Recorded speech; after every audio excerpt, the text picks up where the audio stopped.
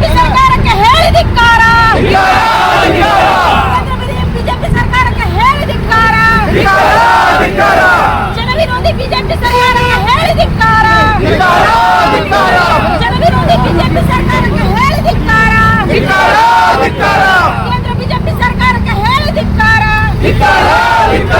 ಬೆಲೆ ಏರಿಕೆ ಮಾಡುತ್ತಿರುವ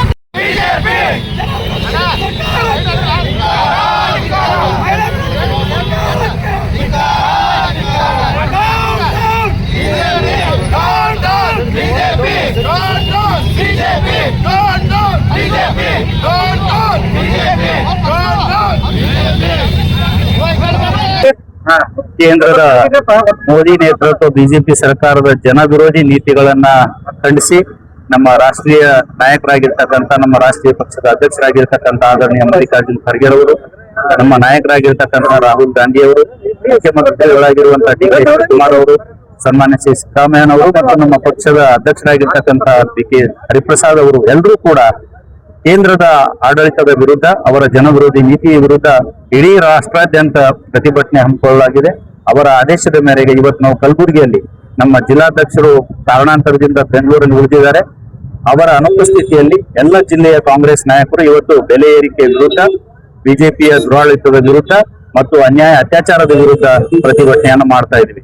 ಇವತ್ತು ನಾವು ನೋಡ್ತಾ ಇದೀವಿ, ಜನಸಾಮಾನ್ಯರು ಜೀವನ ನಡೆಸ್ತಕ್ಕಂಥದ್ದು ಬಹಳ ಕಷ್ಟಕರ ಆಗಿದೆ. ಬರೀ ಡೀಸೆಲ್ ಗ್ಯಾಸ್ ಅಷ್ಟೇ ಅಲ್ಲ, ಪೆಟ್ರೋಲ್ ಅಷ್ಟೇ ಅಲ್ಲ, ಇವತ್ತು ದಿನನಿತ್ಯದ ವಸ್ತುಗಳು ಕಾಯಿಪಲ್ಯ ಹಿಡ್ಕೊಂಡು ಎಲ್ಲ ದಿನಸಿ ವಸ್ತುಗಳು ಹಿಡ್ಕೊಂಡು ದುಬಾರಿ ಆಗ್ತಾ ಇದೆ. ಜನಸಾಮಾನ್ಯರು ಕಷ್ಟ ಆಗ್ತಾ ಇದೆ ಜೀವನ ನಡೆಸಲಿಕ್ಕೆ.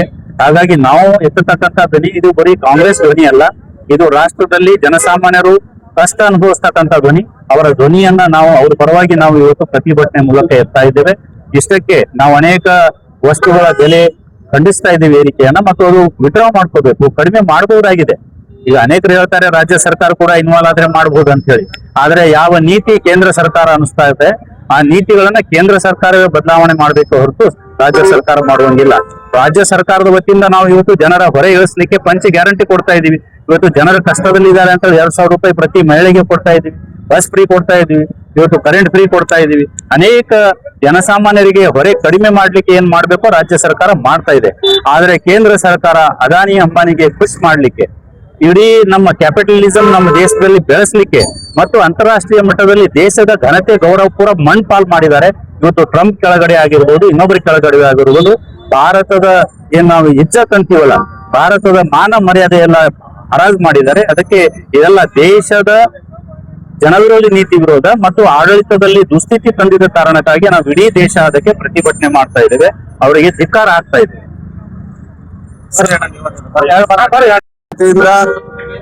ಏನು ರೈತ ವಿರೋಧಿ, ವಿದ್ಯಾರ್ಥಿ ವಿರೋಧಿ, ಜನಸಾಮಾನ್ಯರ ವಿರೋಧಿ ಕೇಂದ್ರ ಸರ್ಕಾರ ಇದೆ. ಅವ್ರ ವಿರುದ್ಧ ಇವತ್ತೇನು ಬೆಲೆ, ನಮ್ಮ ಡೀಸೆಲ್ ಹಾಗೂ ಗ್ಯಾಸಿನ ಬೆಲೆ ಏರಿಕೆ ಮಾಡಿದ್ದಾರೆ, ಅದ್ರ ವಿರುದ್ಧ ಪ್ರತಿಭಟನೆ ಮಾಡ್ತಾ ಇದ್ದೀವಿ.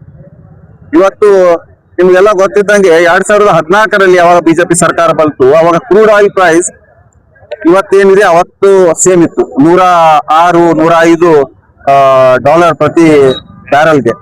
ಇವತ್ತು ಕೂಡ ಅದೇ ಪ್ರೈಸ್ ಇದೆ. ಆದ್ರೆ ಅವತ್ತು ಪೆಟ್ರೋಲ್ ಬೆಲೆ 71 ಇತ್ತು, ಇವತ್ತು ಪೆಟ್ರೋಲ್ ಬೆಲೆ 110 ಆಗಿದೆ. ಇದು ಯಾಕೆ? ಇವತ್ತು ಕಷ್ಟದಲ್ಲಿದ್ದಾರೆ ಜನಸಾಮಾನ್ಯರು. ಇವತ್ತು ವಿದ್ಯಾರ್ಥಿಗಳು ನೀವು ಎಲ್ಲ ನೋಡಿದ್ರಿ ಮೊನ್ನೆ ನೀಟ್ ಎಕ್ಸಾಮ್ದೆಲ್ಲ.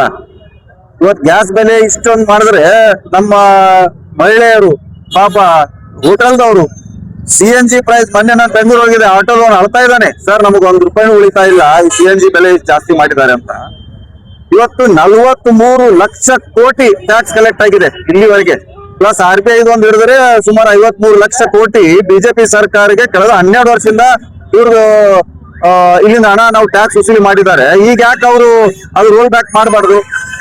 ಇವತ್ತು ನಾವು ಹೇಳಕ್ ಬಯಸ್ತೀವಿ, ಇವತ್ತು ಇವರು ಟ್ಯಾಕ್ಸ್ ಫ್ಯೂಲ್ ಪ್ರೈಸ್ ಮೇಲೆ ಲೂಟಿ ಮಾಡ್ತಾ ಇದ್ದಾರೆ. ಇದಕ್ಕೆ ನಾವೊಂದು ಎಚ್ಚರ ಕೊಡ್ತಾ ಇದೀವಿ ಕಲಬುರಗಿ ಮುಖಾಂತರ.